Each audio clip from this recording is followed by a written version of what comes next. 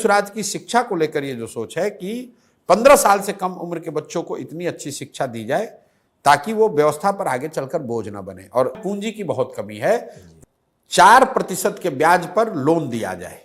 हम लोग ये कह रहे हैं कि 0 से 15 साल तक, मतलब 10वीं 12वीं तक बच्चों को इतनी अच्छी शिक्षा दी जाए कि वो आगे चलकर व्यवस्था पर बोझ न बने। और इसको करने के लिए हम लोग को 10 वर्ष लगेंगे। ये भी बात मैं कह रहा हूं, ये चीज आसानी से हो नहीं सकती है। इसको करने में करीब 5 लाख करोड़ रुपया खर्च होगा। हर साल इसको हम लोग 50,000 करोड़ रुपया खर्च करके करेंगे, और जिसके तहत बिहार के हर प्रखंड में नेतरहाट जैसा एक विश्व स्तरीय विद्यालय हम लोग हर साल बनाएंगे, ताकि अगले 5 वर्षों में कम से कम हर प्रखंड में 5 नेतरहाट जैसे विद्यालय जरूर बन जाएं। अब आपका ये सवाल होगा, तब तक जब तक आप ये सुधार करोगे तब तक अभी जो बच्चे पढ़ रहे हैं उनका क्या होगा? उसके लिए हम लोग कह रहे हैं कि अगर आपके पास आपके इलाके में सरकारी स्कूल अच्छा नहीं है तो आप अपने बच्चे को प्राइवेट स्कूल में भेजिए।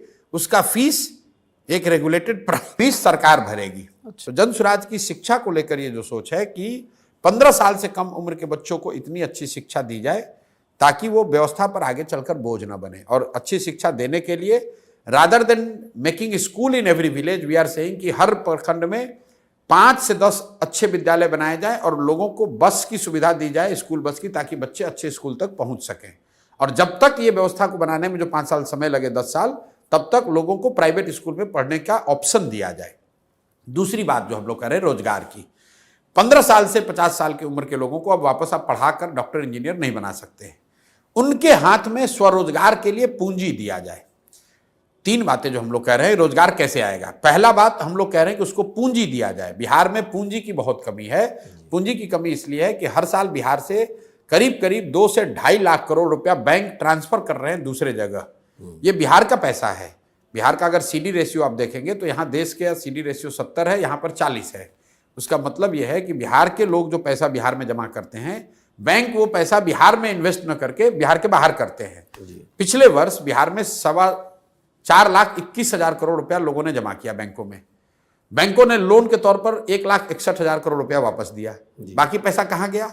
बाकी पैसा चला गया गुजरात, कर्नाटक, तमिलनाडु, मध्य प्रदेश, महाराष्ट्र, जहां पर लोगों उद्योग धंधे लगा रहे हैं। तो हम लोग की सोच ये है कि 3 चीज करके यहां रोजगार, स्वरोजगार पैदा किया जा सकता है। पहला, बैंकों के साथ मिलकर काम किया जाए ताकि यहां पूंजी उपलब्ध हो। ये 2 लाख करोड़ रुपया जो बिहार के लोगों का पैसा है जो बाहर जा रहा है वो बिहार में ही रहे। बिहार के लोगों को लोन मिले ताकि लोग अपना घर बनाएं, उद्योग लगाएं, कृषि में काम करें। दूसरी बात हम लोग कह रहे हैं मनरेगा को कृषि से जोड़ने की, कि जो मनरेगा का पैसा है, मनरेगा का मजदूर है, जो भी किसान बिहार में फूड ग्रेन से मूव होके कैश क्रॉप की ओर जाएगा, उसको मनरेगा का किसान नहीं, मनरेगा के तहत उसको मजदूर फ्री दिया जाए। उससे क्या होगा कि लैंड की प्रोडक्टिविटी बढ़ेगी और बहुत बड़ी संख्या में जो एग्रीकल्चर से जुड़े हुए मजदूर हैं जो पंजाब हरियाणा जा रहे हैं, उनको यहीं पर मजदूर मिलने लगेंगे। क्योंकि जमीनी सच्चाई ये है कि जहां लाखों लोग, बिहार के लोग बाहर जाकर खेती में खेतों में मजदूरी कर रहे हैं, बिहार के खेतों में काम करने के लिए मजदूर नहीं है।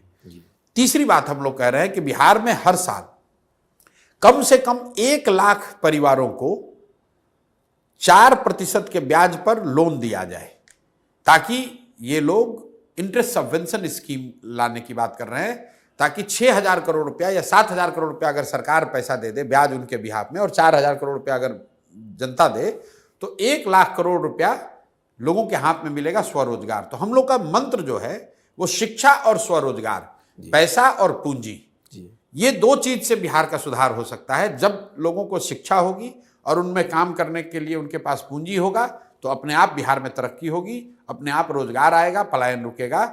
सिर्फ सरकारी नौकरी का वादा करके या 2, 4, 10 फैक्ट्री लगाकर बिहार की जनता को और बिहार से गरीबी दूर नहीं की जा सकती है।